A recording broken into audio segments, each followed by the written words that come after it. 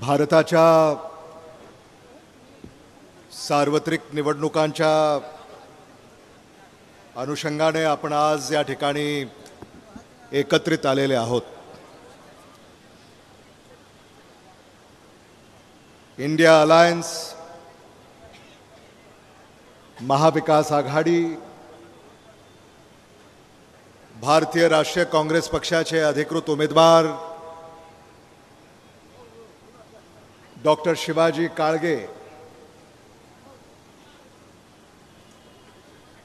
यांचा उमेदवारी अर्ज आपण आपल्या सगळ्यांच्या साक्षीने आज भरला। आई जगदंबेची महाआरती आपण गंजगोलाई येथे केली आणि मिरवणुकीनं वाजत गाजत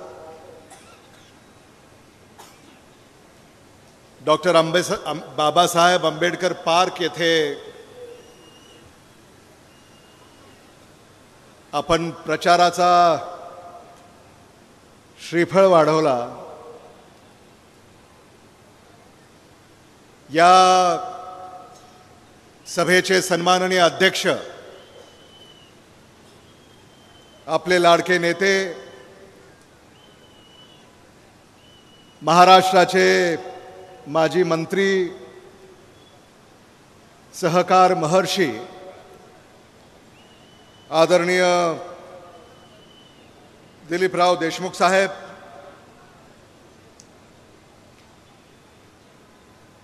ज्यांचे विचार आपण नुकतेच ऐकले आणि नांदेड लोकसभा मतदारसंघामध्ये ज्यांना प्रचारासाठी जायचं होतं म्हणून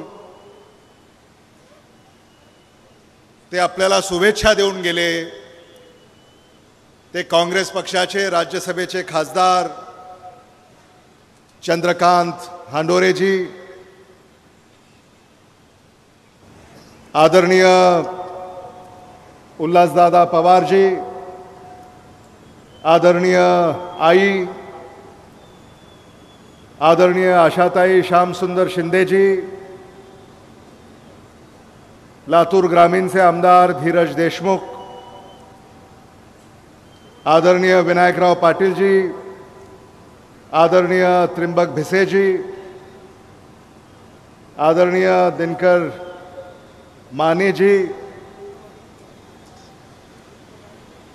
व्यासपीठावर उपस्थित असलेले गोसावीजी, जे आपल्याला शुभेच्छा देऊन पुढच्या प्रचाराच्या सभेला गेले, ते आदरणीय बाळासाहेब थोरातजी, यशपाल भिंगेजी, सचिन साठेजी,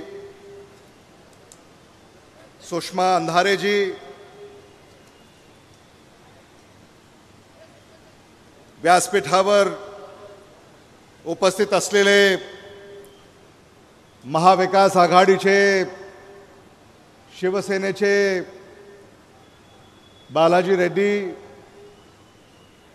राष्ट्रवादी काँग्रेस पार्टी शरदचंद्र पवार पक्षाचे बसवराज पाटील नागराळकरजी, संजय शेटेजी, श्रीशैल उडगे, मोईजभाई, रोहिदास चबानजी, उदय गबारेजी, लक्ष्मण कांबळे, हमीदभाई शेखजी, साऱ्यांचीच नावं मला घेता येतील, पण वन डे मॅच आज आपली आहे। आपण सकाळी 8 वाजल्यापासून सुरू केलेली आहे आणि आता 5 वाजतील आणि म्हणून सन्माननीय व्यासपीठ ॲडव्होकेट किरण जाधव, विक्रांत गोजमगुंडे, ॲडव्होकेट दीपक सूळ, संतोष देशमुख, अभय साळुंके,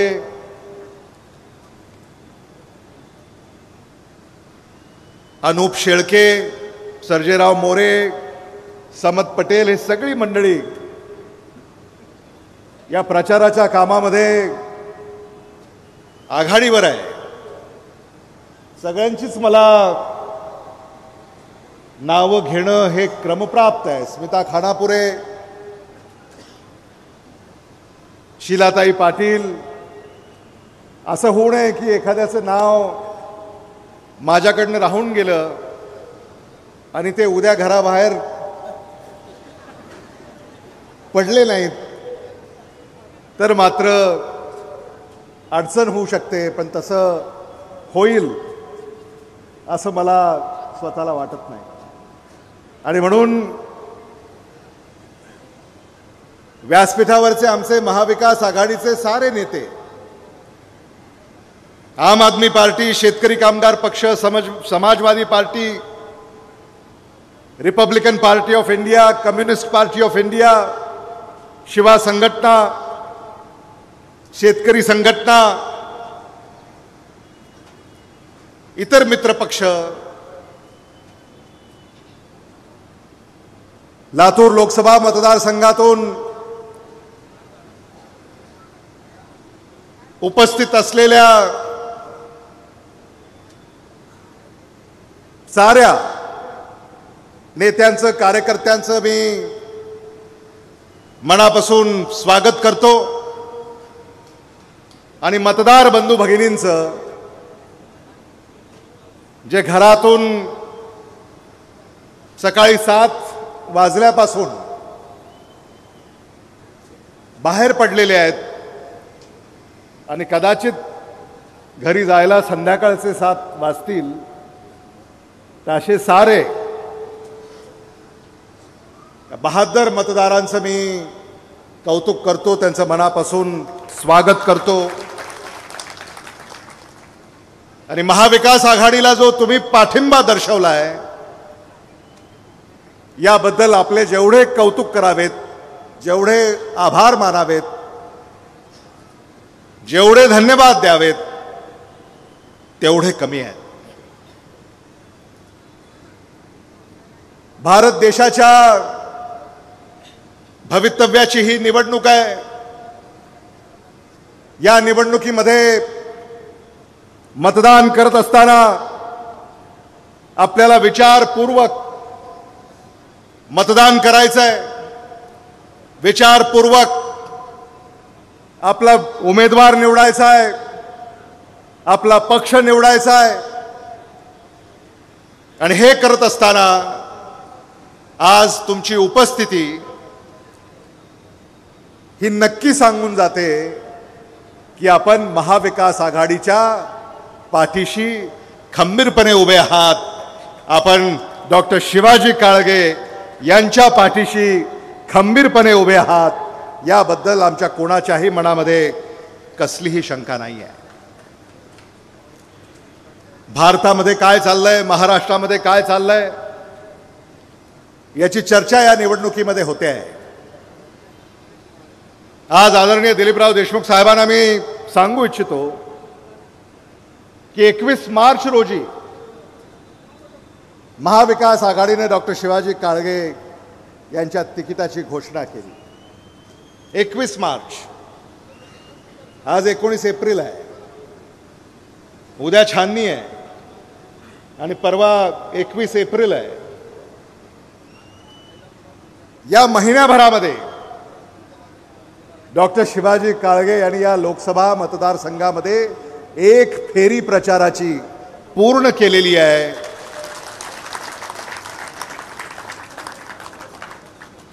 लोहा, कंधार, लातूर, रेणापूर, उदगीर, निलंगा, जळकोट, शिरूर, रणपाळ, देवणी, औसा, चाकूर, अहमदपूर या सगळ्या तालुक्यांमध्ये आणि शहरांमध्ये महाविकास आघाडीच्या उमेदवारांनी मतदारांच्या भेटीगाठी घेतलेल्या आहेत.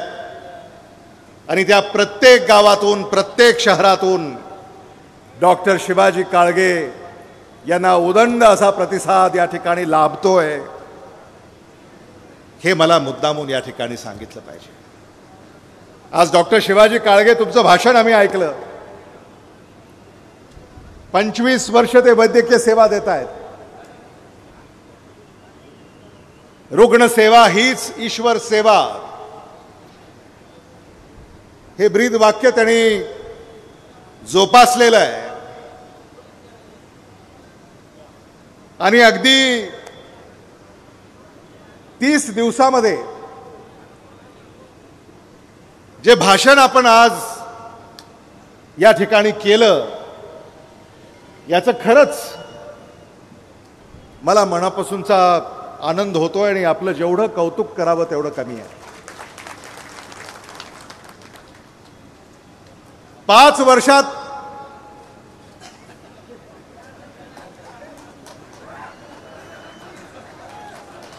ज्यांना भाषण जमलं नाही, काल इथंच भारतीय जनता पक्षाच्या उमेदवारांनी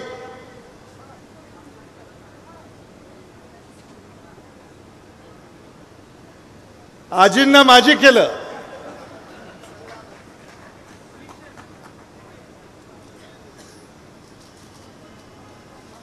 आणि ते आपलंच काम ते करतायत असं मी म्हणालो तर ते चुकीचं होऊ नये.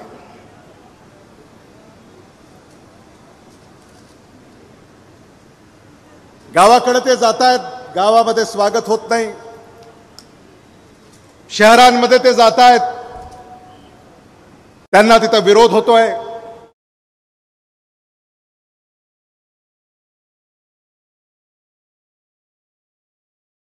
पाच वर्षामध्ये लोकसभेमध्ये प्रश्न विचारला नाही, चर्चेमध्ये सहभाग नोंदवला नाही, कायद्यावर बोलले नाहीत. असे लोकप्रतिनिधी काय कामाचे? लोकप्रतिनिधी हा सामान्य माणसाचा आवाज असतो. सामान्य माणसाचा आवाज जर भारताच्या सर्वोच्च सभागृहामध्ये आपल्याला मांडता येत नसेल तर मग या भानगडीमध्ये आपण न पडलेलं बरं. आणि चुकून ते पडले असतील तर या भानगडीपासून त्यांना तुम्ही दूर ठेवलेलं बरं. ही विनंती मला आपल्याला या ठिकाणी करायची. लोकसभेच्या निवडणुकीमध्ये सत्ताधाऱ्यांना उत्तरं द्यायची आहेत, उत्तरं देत नाही आहेत. शेतीमालाला भाव का नाही दिला? गॅसचे भाव का कमी केले नाहीत? पेट्रोल डिझेलचे भाव का कमी केले नाहीत? सुशिक्षित बेकारांना का नोकऱ्या दिल्या नाहीत? याची उत्तरं ते देत नाही आहेत. उत्तरं देण्याची तयारी नाही. आणि म्हणून मतदारांना त्यांना उत्तर द्यावं लागेल की सत्ताधाऱ्यांनो, तुम्ही आमची फसवणूक केली आणि ही फसवणूक यापुढे आम्ही खपवून घेणार नाही आणि तुम्हाला सत्तेवरून पाय उतार व्हावं लागेल. हा मतदारांना मतदानातून 7 मे रोजी कौल द्यावा लागेल. ही विनंती मी आपल्याला या निमित्तानं करू इच्छितो. काँग्रेस पक्षानं आपल्याला गॅरंटी कार्ड दिलंय. आपल्यापैकी प्रत्येकाच्या हातामध्ये हे काँग्रेसचं गॅरंटी कार्ड आलेलं आहे. मल्लिकार्जुन खरगेजी, राहुल गांधीजी यांनी स्वाक्षरी करून हे काँग्रेस गॅरंटी कार्ड आपल्या पुढं ठेवलेलं आहे. आणि या काँग्रेस गॅरंटी कार्डला आपण मतदान करावं, हे आव्हान मी आपल्याला या निमित्तानं करू इच्छितो. 1 लाख विद्या वेतन प्रत्येक सुशिक्षित तरुणासाठी पहिली नोकरी पक्की, युवा न्याय 1 लाख दरवर्षी प्रत्येक गरीब कुटुंबातील महिलेला,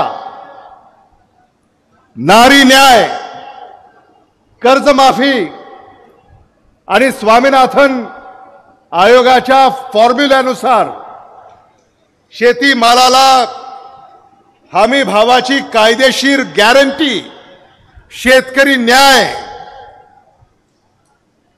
400 रुपये दर दिवशी, मनरेगातही किमान मजुरी, श्रमिक न्याय, समानतेसाठी जनगणना, सामाजिक व आर्थिक समानतेसाठी हिस्सेदारी न्याय, हे काँग्रेस गॅरंटी कार्ड हे मतदारांना मल्लिकार्जुन खरगेजी, राहुल गांधीजी यांनी दिलेलं आहे आणि याच्यावर आपल्याला मतदान करायचं.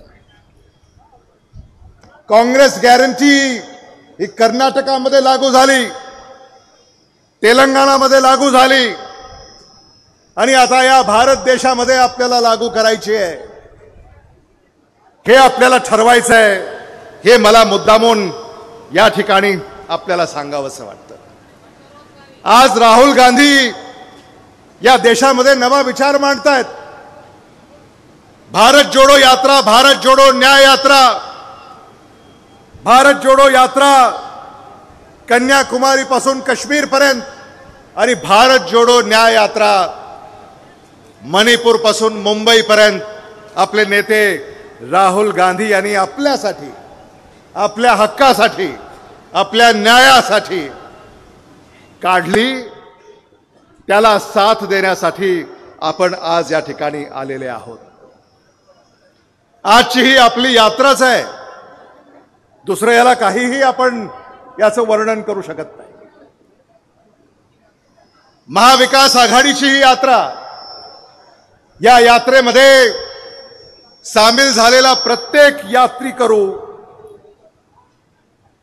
हा राहुल गांधी यांना साथ देण्यासाठी, आदरणीय शरद पवार साहेबांना साथ देण्यासाठी, आदरणीय उद्धव बाळासाहेब ठाकरे यांना साथ देण्यासाठी आपण या ठिकाणी एकत्रित आलेले आहोत. राहुल गांधींचा विचार, मल्लिकार्जुन खरगेंचा विचार, शरद पवारांचा विचार, उद्धव बाळासाहेब ठाकरे यांचा विचार आपल्याला आपल्या गावामध्ये, गल्लीमध्ये घेऊन जायचं आहे आणि प्रत्येक मतदाराला महाविकास आघाडीच्या पाठीशी उभं करायचं आहे. डॉक्टर शिवाजी काळगे यांच्या पाठीशी उभं करायचं आहे. लातूरची एक संस्कृती आहे. आदरणीय शिवाजीराव पाटील निलंगेकर साहेब, आदरणीय केशवराव सोनवणे साहेब, आदरणीय माणिकराव सोनवणे साहेब, आदरणीय उद्धवराव पाटील साहेब, आदरणीय शिवराज पाटील साहेब, आदरणीय विलासराव देशमुख साहेब, आदरणीय दिलीपराव देशमुख साहेब, ही संस्कृती ही या निवडणुकीमध्ये आपल्याला जपायची आहे. स्वातंत्र्यापासून आज तगायात या नेतृत्वानं कधीही तुमची साथ सोडली नाही. भारत संकटात आहे, महाराष्ट्र संकटात आहे, मराठवाडा संकटात आहे,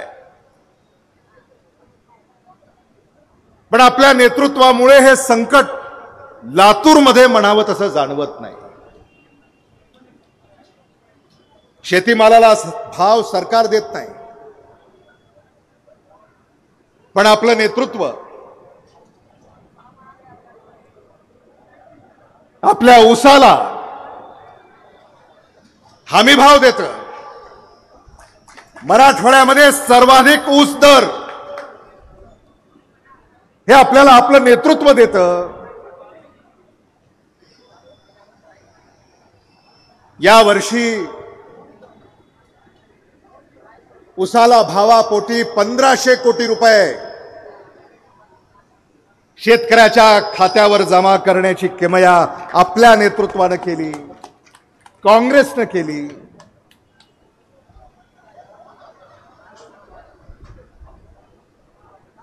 कुठल्या दुसऱ्याही शेतीमालाला सरकार भाव देऊ शकत नाही. सोयाबीनला भाव नाही, हरभऱ्याला भाव नाही, तुरीला भाव नाही, कांद्याला भाव नाही, बटाट्याला भाव नाही, कापसाला भाव नाही, फळभाज्यांना भाव नाही, खरेदी केंद्रावर खरेदी होत नाही. सोयाबीन अजूनही शेतात किंबहुना शेतकऱ्याच्या घरात तसंच ठेवलेलं आहे. अजूनही बाजारामध्ये सोयाबीन आलेलं नाही.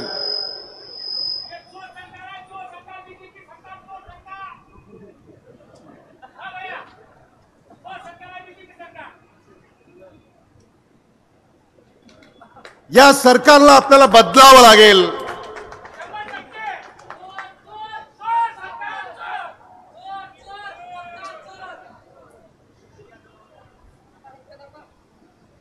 राहुल गांधी काय म्हणतायत?